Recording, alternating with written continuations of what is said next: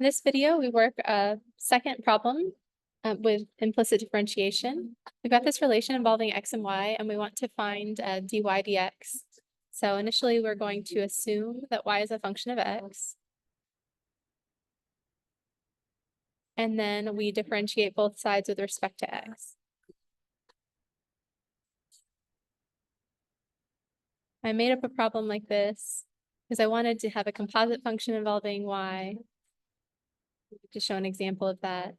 I also wanted to, actually, let me look at the exponent on that and make sure that it's correct. I wanted to show you an example where we had used the product rule with a function involving y. So we differentiate both sides with respect to x.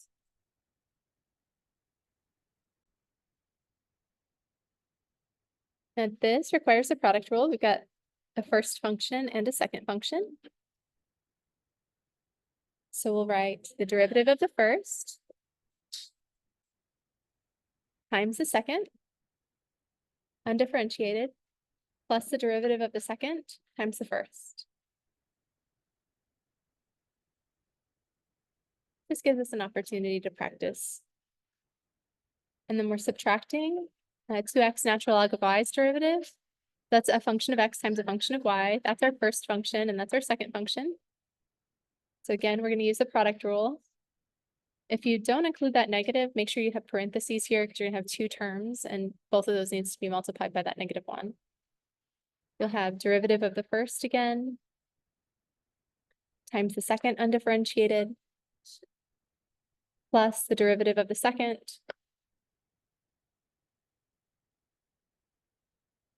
times the first. And that was a 5x cubed. I looked at the formula online on the Desmos notebook and I checked. The derivative of this is, well, according to the product rule, 5 times 3, 15 times x to the 1 less power. So that's 15x squared. But this derivative, this derivative, this derivative, and this derivative, I haven't done yet. This is a function of y, so I'm going to do that in a minute. The derivative of sine of x, we know from our basic rules, is cosine of x. And the derivative of a constant times x is just the constant. But for the derivative of y cubed and the derivative of natural log of y, we have to use the chain rule, or what we call implicit differentiation in this case. Since these variables don't match, sometimes people will just say, take the derivative with respect to the variable that's there, and then multiply by the derivative of that variable with respect to this variable. But again, remember that really that's just an application of the chain rule. The derivative of y cubed is 3 times, or the derivative of a function cubed is 3 times that function squared. In this case, that function is y. And then when we multiply by the derivative of the inside, that's multiplying by dy dx or y prime. Either way, you can write y prime if you want to. I prefer dy dx. I just like Leibniz notation because it explicitly tells you what the independent variable is. Here I've got y cubed times cosine of x. Then if I distribute the negative here, I'm going to have a -2 natural log of y. And then for the natural log of y derivative, we have to use the chain rule again. So y is a function of x, so that's our inside function. The derivative of natural log of a function is 1 over that function. We're going to have 1 divided by y times the derivative of the inside by the chain rule. And so we'll have that times the 2x. And then don't forget to distribute that negative there as well. All right. So we differentiated both sides with respect to x. And we've got a y prime term here and a y prime term here. These terms do not involve y prime. So we're going to move these terms to the right-hand side, factor out dy dx or y prime from these two terms. And then we'll be able to get y prime by itself and relatively quickly. So let's do that.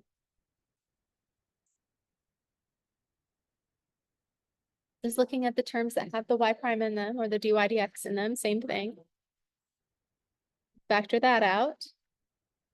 And then I'll say to myself, well, 3y squared times sine of x times that dy dx gives me that first term. And then this term is a -2x times 1 over y. If you think of that as 2x over 1 times 1 over y, if we multiply straight across, you get negative 2x divided by y. Times dy dx gives me that term. So these two terms are taken care of. And that equals 15y squared. And then we want to move these terms to the right-hand side. So this is positive on this side, so we'll subtract it from both sides. And then to get rid of this negative 2 natural log of y, we'll add 2 natural log of y to both sides. And we're one step away from getting y prime by itself. Multiplied by this function, so we divide by the function. Very simple. Just like pre-calculus. It looks more complicated because we're in calculus, but it's easy breezy. So dy dx is this expression. It's given by that expression involving x and y. I notice that I've got a y in the denominator here. I prefer not to have that y in the denominator. And so I'm going to multiply the numerator and denominator of the larger fraction by y by y. So that's just multiplying by a well-chosen one. It doesn't change the value of anything. If we distribute, you're going to have 15 x squared y. This y cubed times that y is going to give me a y to the 4th times cosine of x. And then we'll have a 2y natural log of y. And then we'll take all of that and divide by y times this, which gives us a 3y cubed sine of x. And then y times this clears that fraction, and we just have a minus 2x. So that is our expression for the slope. You might say, okay, oh my gosh, that is the slope of a curve. Well, yeah, provided that the relation defined the function. If that function is differentiable, meaning this derivative exists, if we can plug in a point that's on the graph of that function or that part of the relation that defined the function, this is going to give us the slope. So let's look at the graph online, see if we can't find a point on the graph, and then graph a tangent line. So this is our graph. Now I wanted to find a point on the curve. So if I substituted y equals 1 into this equation, natural log of 1 is 0. So this term would go to 0, and we end up with sine of x equals 5x cubed. So if I can find the points of intersection of sine of x and 5x cubed, then I will find the x value that corresponds to that. We'll go with the y equals 1 that I chose, and that will be a point on this curve. But look at our curve, it's kind of crazy. Desmos says this plot contains fine detail that has not been fully resolved. Looks very, complicated. Looks like it's not even differentiable. But if you get closer, it looks kind of cool. Just think about it. You've taken this y cubed and you've multiplied by a sine of x. I think that's why you keep seeing all the sort of oscillations. It looks kind of like that. But okay, we're looking for points of intersection. It said when y equals 1, x equals the point of intersection, or the x value of the intersection point of sine of x and 5x cubed. Let's get rid of that for a moment. Graph sine and 5x cubed, and you're like, oh my goodness. You can tell our scale is very, very large compared to that range of sine, which is -1 to 1. So let's get really close in there now.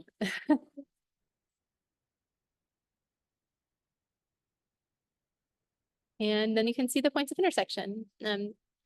5x cubed and sine of x cross at x equals 0, we know that. And then they cross at this location and then this location. And we've got negative 0.44 on a negative 0.44 on this side. And then because of symmetry, this is going to be positive 0.44. So we know that that's true. That gets us a point. Now it looks like last time I did this, which is last night, I changed the viewing window to -5 to 5, -5 to 5, which just means I want my x's to go from -5 to 5. And my y's to go from -5 to 5.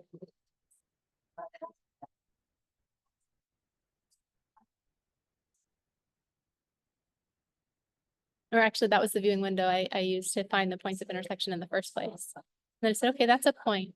It's a point of intersection. Then I substituted this x value into my formula for the slope. And the formula for the slope is right here. I'm just going to copy and paste that so that we can see it. Desmos doesn't allow us to graph functions of two variables, at least not on the regular Desmos website. There is a Desmos 3D that they were testing.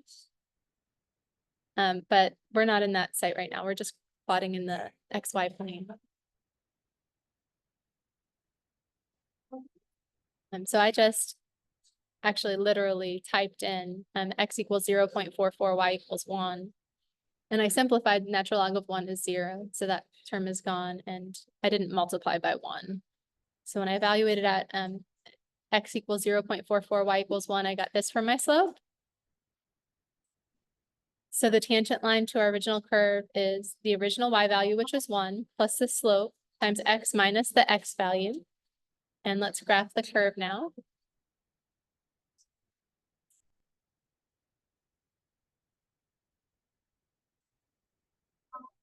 There's our point. That's our slope. That's our tangent line. And then because of symmetry, we've got another point over there.